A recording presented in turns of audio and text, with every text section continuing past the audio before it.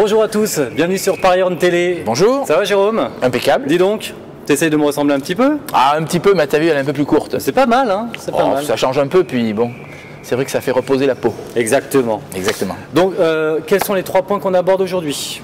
Alors, d'abord, les grèves SNCF. Ouais, bah, je vois que tu as réussi à venir, c'est déjà bien. Oui, ça n'a pas été facile.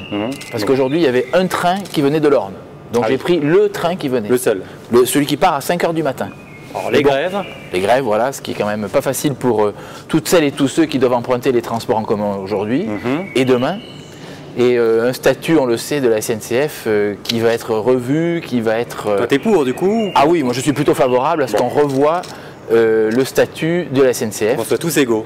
qu'on soit égaux, en faisant attention quand même à ce qu'on maintienne bien Les toutes petites les lignes. petites lignes, Ah, exactement. j'étais sûr que t'allais me parler mais des oui. petites lignes. Il y en a des petites lignes dans l'Orne? Bah oui, le Paris-Grandville par exemple. Ouais, C'est-à-dire que ouais. si vraiment l'État, pour le coup, laisse la main aux régions, il faut que l'État laisse aussi la possibilité aux régions d'investir sur ces lignes, de continuer à les gérer de manière saine pour qu'on ait autant d'allers-retours, parce que pour nous c'est vital dans un département comme l'Orne. Est-ce qu'on pourrait créer d'autres petites lignes dans l'Orne?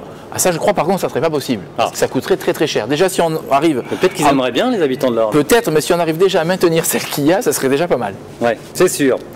Tu voulais aussi me parler d'un tribunal d'instance. Oui. C'est quoi cette histoire? Alors cette histoire, c'est que le gouvernement veut revoir ce qu'on appelle la carte judiciaire. Ouais. Dans l'Orne, on a 2 tribunaux de grande instance, celui d'Alençon et celui d'Argentan. Il y a beaucoup de délinquants. Oh, il n'y en a pas plus qu'ailleurs.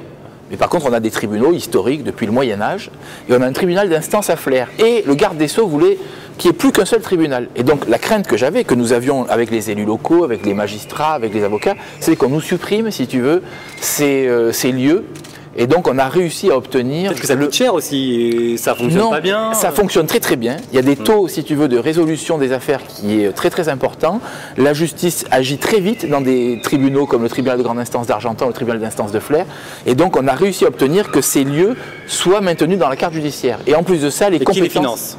C'est l'État toujours, naturellement. Ah, c'est pour ça qu'ils voulaient peut-être les supprimer. Ils voulaient faire des Oui, économies. mais en fait, on ne savait pas trop finalement ni pourquoi ni comment ça allait se faire. En tout cas, le garde des Sceaux est revenu sur cette position et dit on maintiendra les sites et on maintient surtout les compétences sur ces sites, ce qui était aussi essentiel pour nous.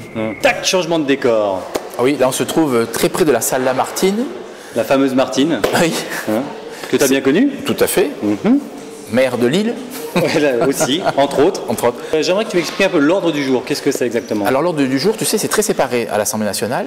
Sur 4 semaines, il y a 2 semaines où l'ordre du jour est donné par le gouvernement, qui inscrit les textes qu'il souhaite. Une semaine, c'est ce qu'on appelle le contrôle du gouvernement. Donc là, D'accord. ça va être des questions au gouvernement sur tel ou tel sujet. Et puis la dernière semaine, donc 1 semaine sur 4, c'est pour les différents groupes pour inscrire des propositions de loi qui doivent être abordées dans l'hémicycle et en commission. Donc, vous, chez les Républicains, vous avez un truc. Exactement, Vous, alors.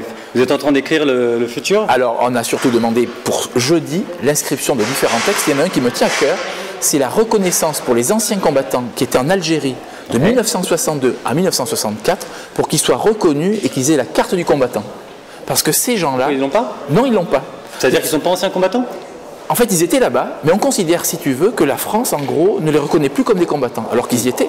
Alors que justement, ils ont pris des risques d'être là-bas pour défendre les derniers Français qui étaient, pour défendre les harkis, pour en gros faire en sorte que la France se retire le moins mal possible de ce pays. Et on ne les reconnaît pas comme anciens D'accord. combattants, comme, si tu veux, pour avoir la carte du combattant. Donc c'est comme un honneur.